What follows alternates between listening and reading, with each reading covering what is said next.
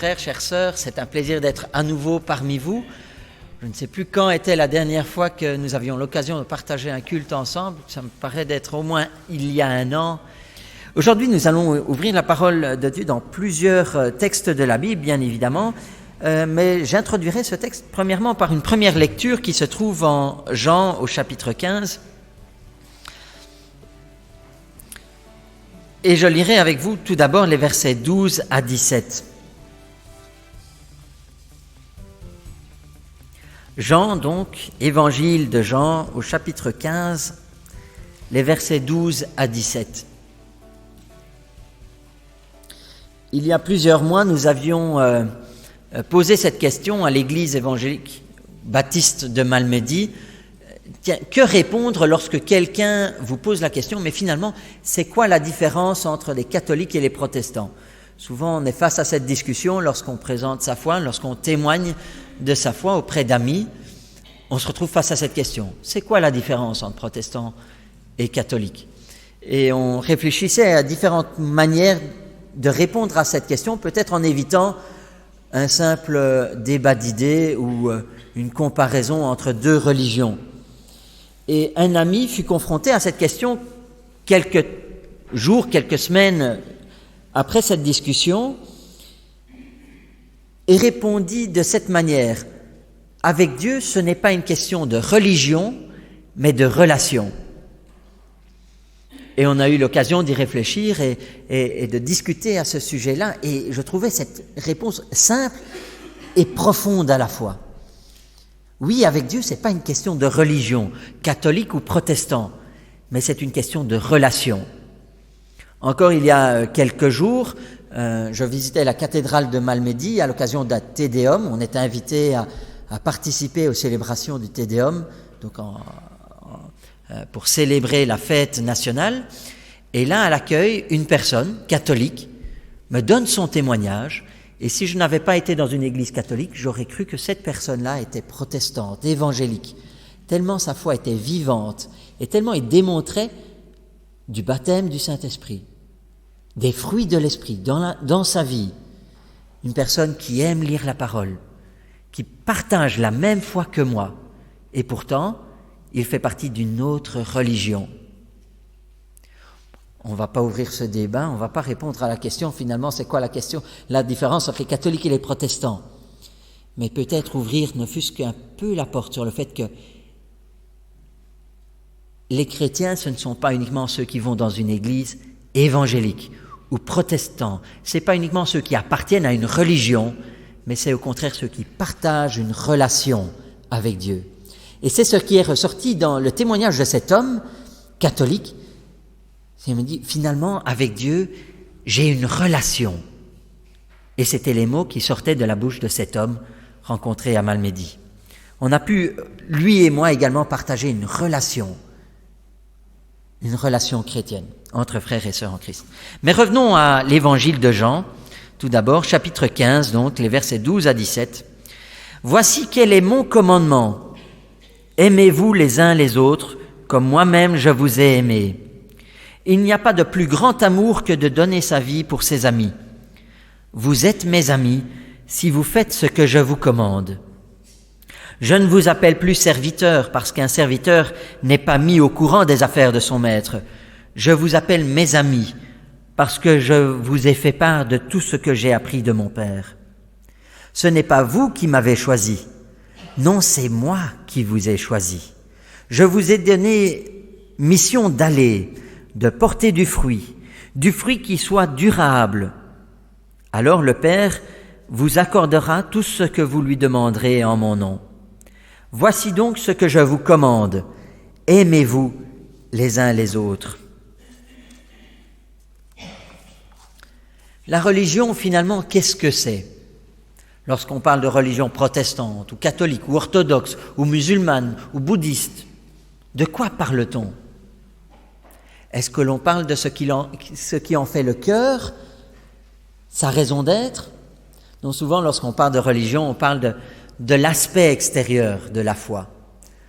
On parle des rites, des traditions. On parle des coutumes d'une religion.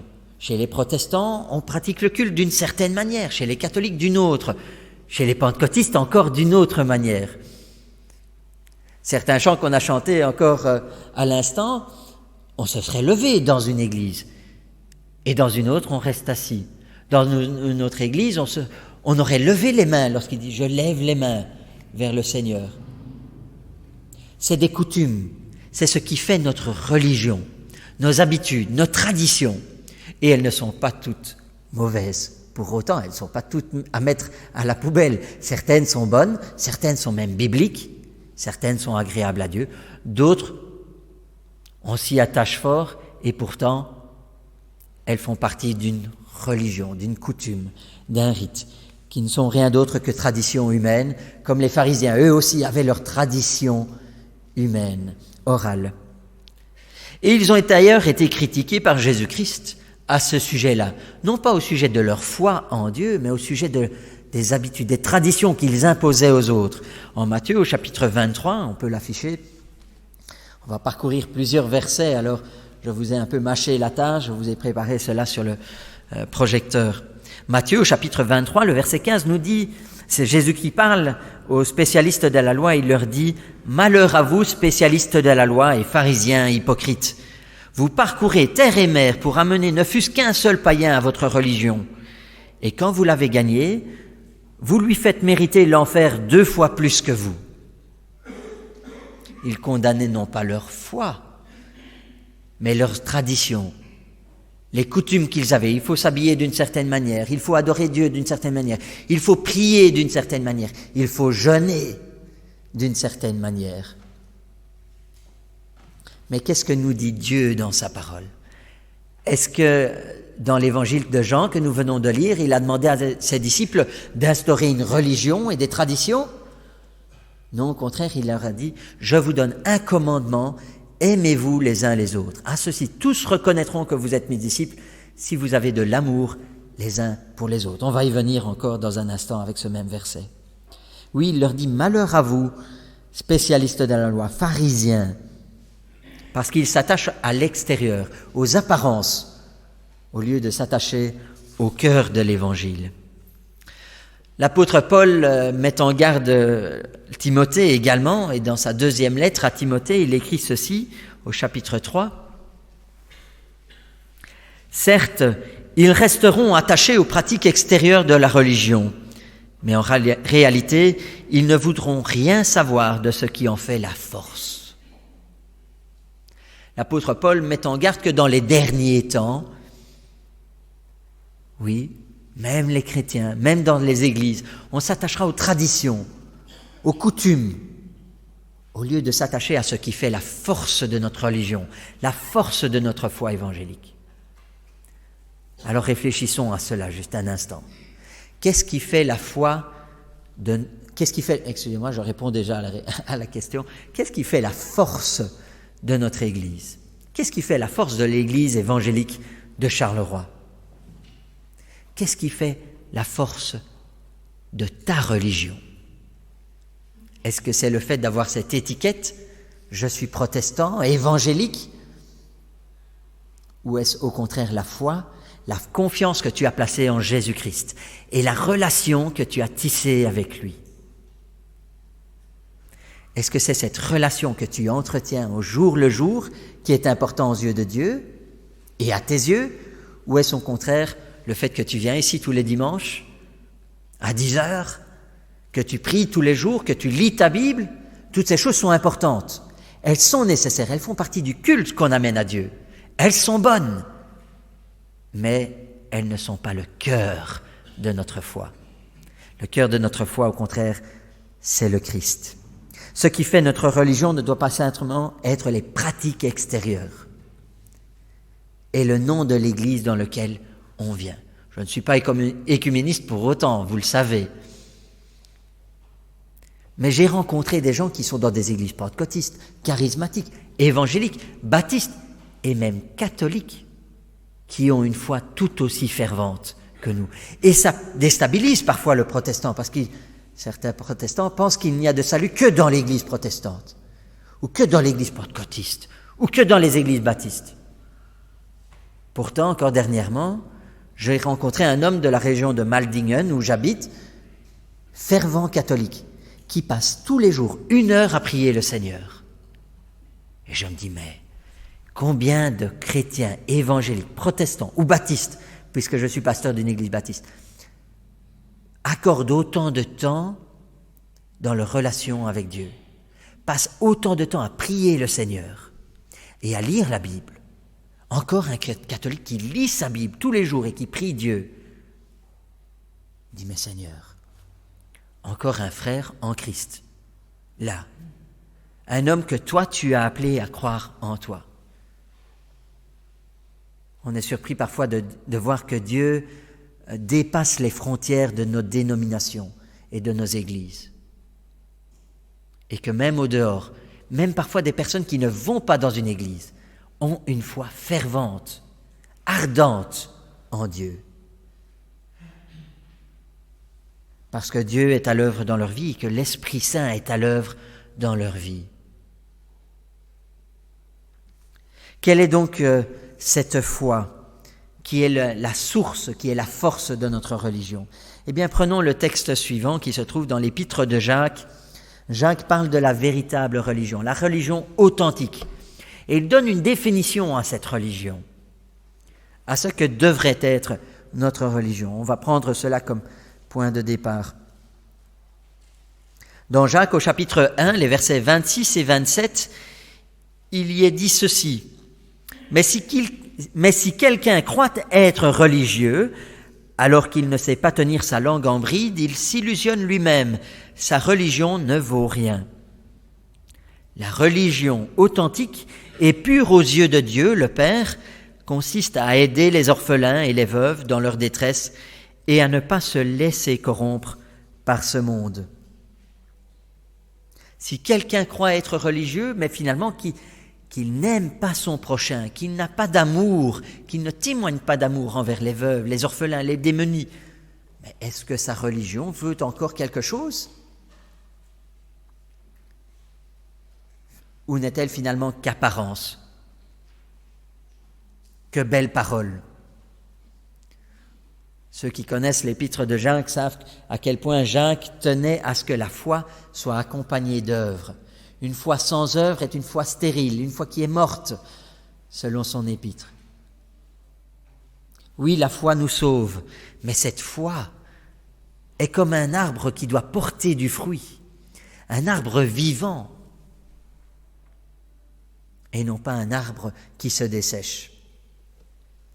C'est la même pensée qui se trouve dans les évangiles. On a lu tantôt l'évangile de Jean au chapitre 15. Revenons 2 chapitres précédents. Jean au chapitre 13. Que nous dit Jésus-Christ déjà à ce moment-là ? Jésus-Christ dit dans Jean 13, verset 34, « Je vous donne un commandement nouveau. Aimez-vous les uns les autres. Oui, comme je vous ai aimé, aimez-vous les uns les autres.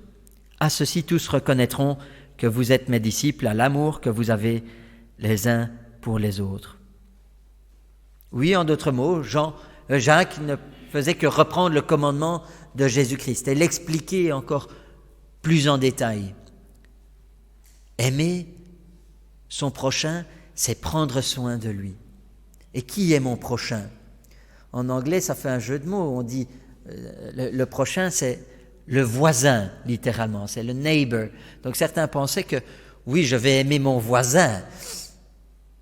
En français, c'est le prochain. Qui est mon prochain ? C'est une question qui a été posée à Jésus-Christ. Et Jésus-Christ, prenant un enfant, dit, mais voilà qui est ton prochain.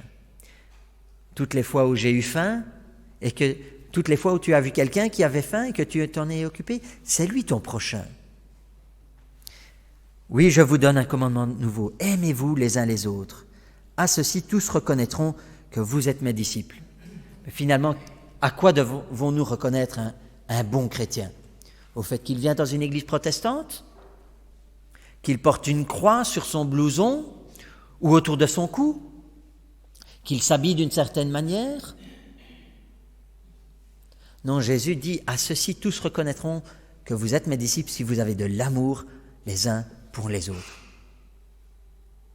Finalement, c'était un plaisir de rentrer dans cette église parce que l'on sent dès le moment où on passe cette porte, et même déjà avant dans le parking, que ce qui nous unit, ce n'est pas uniquement une religion. Voilà, je suis protestant, donc je vais dans cette église et puis j'écoute le culte, je chante les chants, je prie et puis je rentre chez moi. Mais au contraire, on voit qu'il y a une relation qui nous unit. On se connaît, on s'apprécie, on prie les uns pour les autres. Lorsque l'on vient, on vous présente des nouvelles de notre famille, de notre ministère à Beau ou à l'église baptiste de Malmedy. Lorsque ça va bien, vous vous réjouissez avec nous. Lorsque ça va mal, eh bien vous êtes triste et vous êtes dans la peine avec nous. Il y a déjà là une relation qui est tissée entre nous. On voit que nous sommes frères et sœurs en Christ et que ce qui nous unit, c'est une relation spirituelle, une relation d'amour qui nous unit. Oui, à cela, on peut voir que nous partageons la même foi. Et c'est à cela que nous devrions démontrer que nous sommes disciples de Jésus-Christ, si nous avons de l'amour les uns envers les autres. On l'a lu tantôt, relisons-le encore, Jean chapitre 15, les versets 12 à 15 uniquement. « Voici quel est mon commandement, aimez-vous les uns les autres, comme moi-même je vous ai aimés. Il n'y a pas de plus grand amour que de donner sa vie pour ses amis. » Et le verset 14, « Vous êtes mes amis si vous faites ce que je vous commande. » Dans ces versets, on découvre plusieurs choses. On découvre tout d'abord que ce que Dieu veut avoir avec nous, c'est une relation d'amitié, une relation même d'amour. Et il définit de quel type d'amour il s'agit. Un amour inconditionnel, un amour tel celui d'un ami qui est prêt à donner sa vie pour ses amis. Un amour que l'on retrouve entre deux époux, ou tels des parents envers leurs enfants. Ils sont prêts à donner leur vie pour leurs enfants. Mon enfant est malade, il a besoin de moi, il a besoin d'un don de sang, il a besoin d'un rein, il a besoin de... Eh bien, si je suis compatible, je vais lui donner parce que je l'aime à ce point. Je suis prêt à donner ma vie pour mon enfant. Un amour inconditionnel, tel que cette relation, cette union qui unit aussi des frères d'armes qui ont partagé des moments difficiles sur le front. Ils sont prêts à se sacrifier, à mourir pour leurs camarades d'armes. C'est une relation très particulière qu'ils connaissent. Et en tant que chrétiens, nous sommes aussi frères d'armes. Et nous devons partager cette même relation. Mon frère va mal dans sa foi. Je suis à ce côté, je le relève. Je suis là pour le soutenir. Je ne suis pas comme un mercenaire, je vais prendre ses affaires, je vais prendre sa Bible et puis je m'en irai. Non, je vais le relever. Et je terminerai la mission que Dieu me donne avec lui. C'est un amour inconditionnel que l'on voit dans le verset 13. Il n'y a pas de plus grand amour que de donner sa vie pour ses amis. C'est une amitié franche et sincère. Une amitié extrême. Et c'est cette relation d'amour que Dieu veut avoir avec nous. Il ne veut pas juste une religion formelle ou informelle,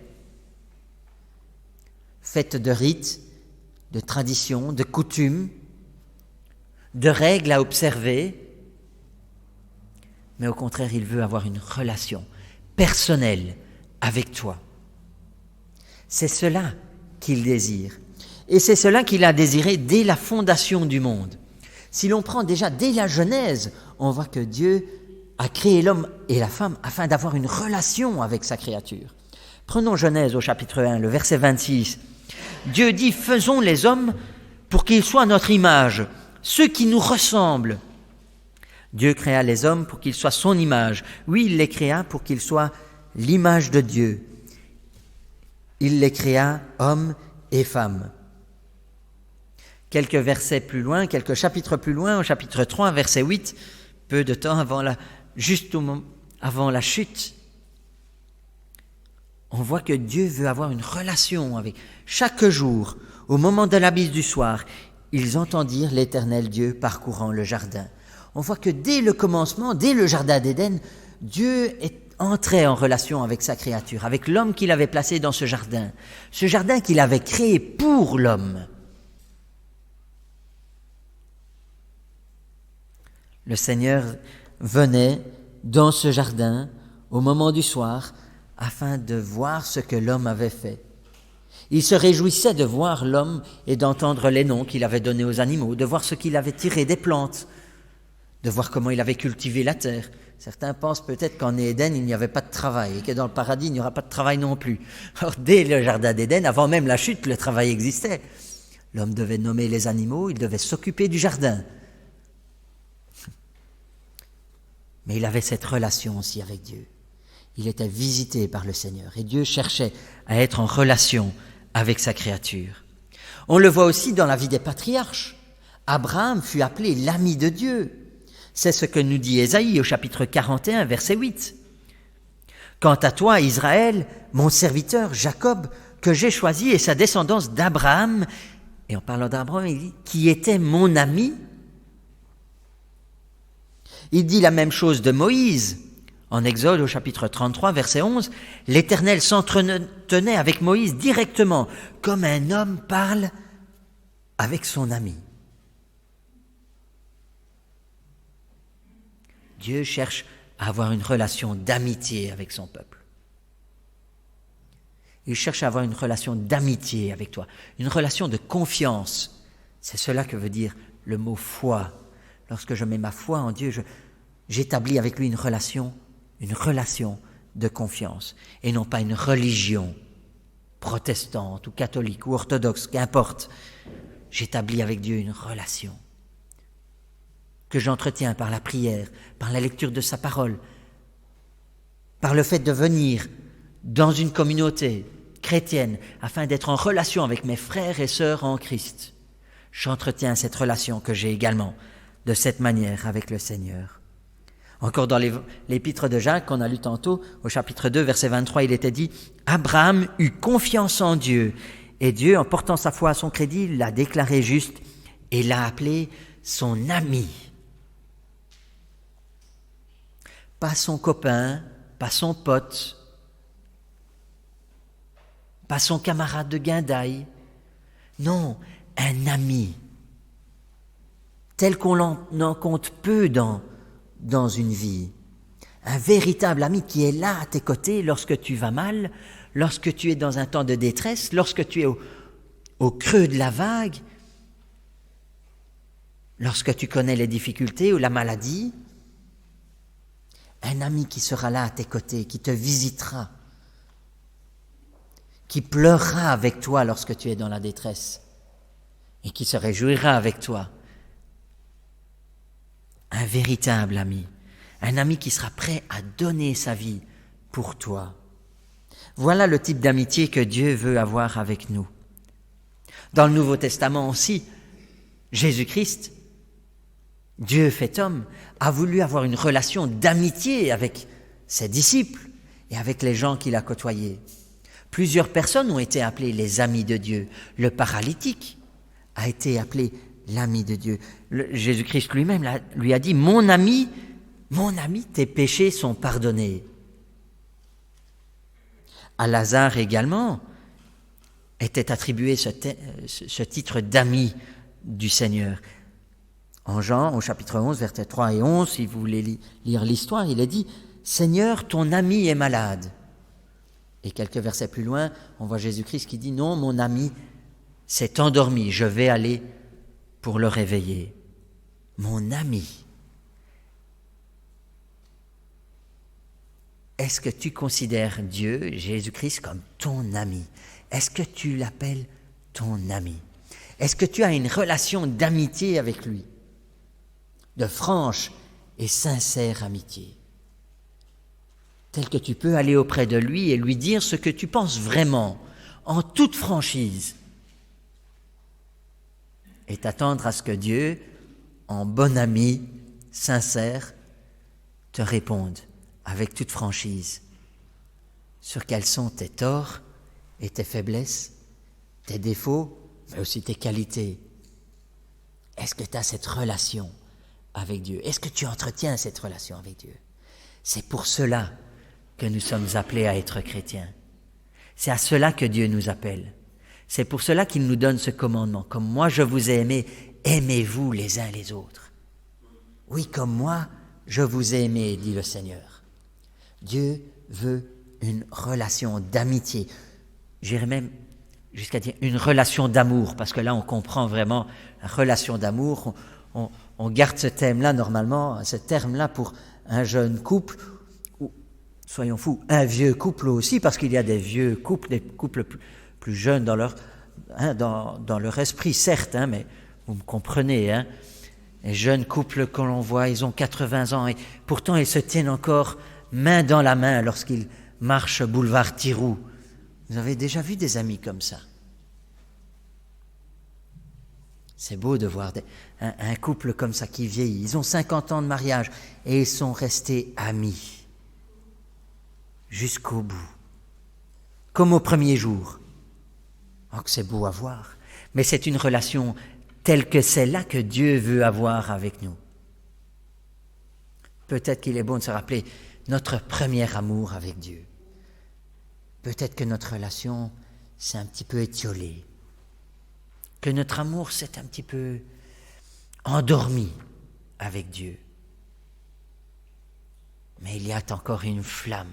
Comme le dit Dieu dans l'Ancien Testament, « Je n'éteindrai pas le lumignon qui fume encore. » Et cette flamme peut être ranimée. Cette relation peut être ranimée avec Dieu. Et s'il est question plus largement de la relation que tu as avec ton époux, ton épouse, et que tu as l'impression, c'est un autre sujet, mais abordons-le courtement, que la relation d'amour avec ton époux, ton conjoint, ta conjointe, c'est étiolée, c'est refroidi, eh bien saisis peut-être cette occasion pour remettre de l'amour dans cette relation, de ranimer cette flamme que tu avais au premier jour, afin que dans les prochains jours, les prochaines semaines, on puisse te voir marcher main dans la main dans le parking du boulevard Thiroux avec ton épouse. Ton épouse ne te devance pas, ou que ton mari ne te devance pas de 10 mètres devant toi, que tu ne t'assieds pas sur un autre banc que lui, mais qu'au contraire, on vous voit comme de jeunes amoureux, main dans la main, à vous faire un petit bisou, là. Enfin, restons corrects, quand même, restons corrects.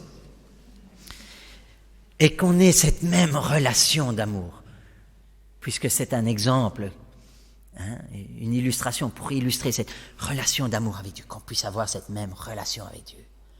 Oui, j'aime le Seigneur de tout mon cœur, de tout mon zèle, avec fougue. J'ai un amour inconditionnel pour le Seigneur.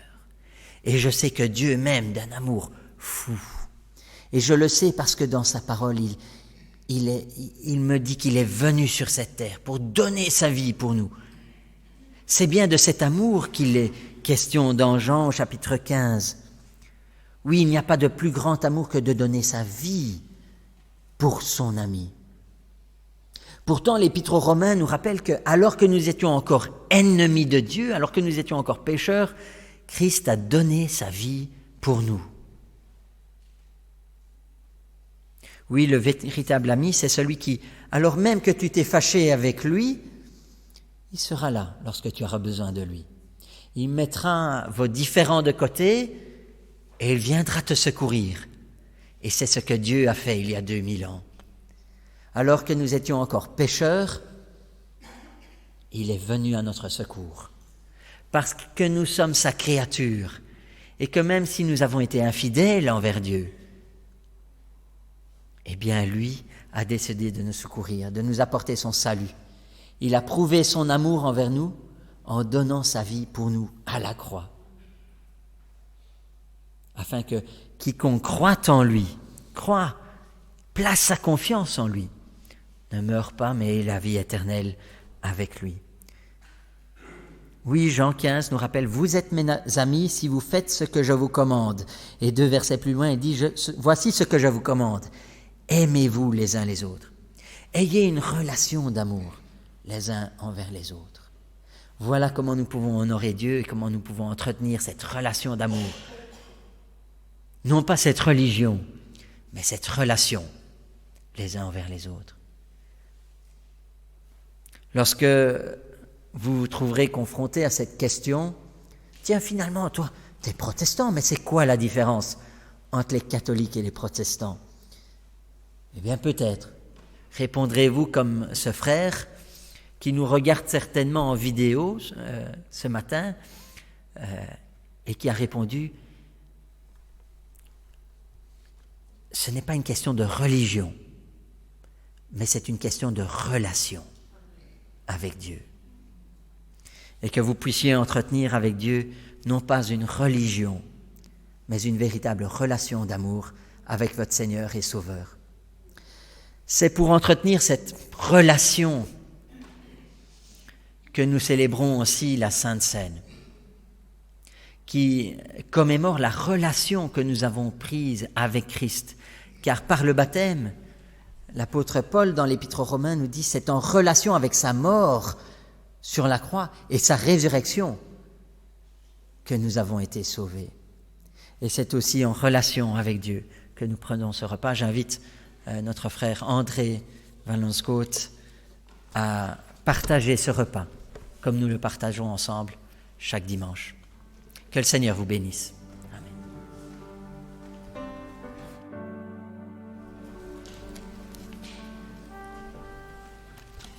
Merci Sébastien pour ce message que tu nous as apporté de la part du Seigneur. Prions.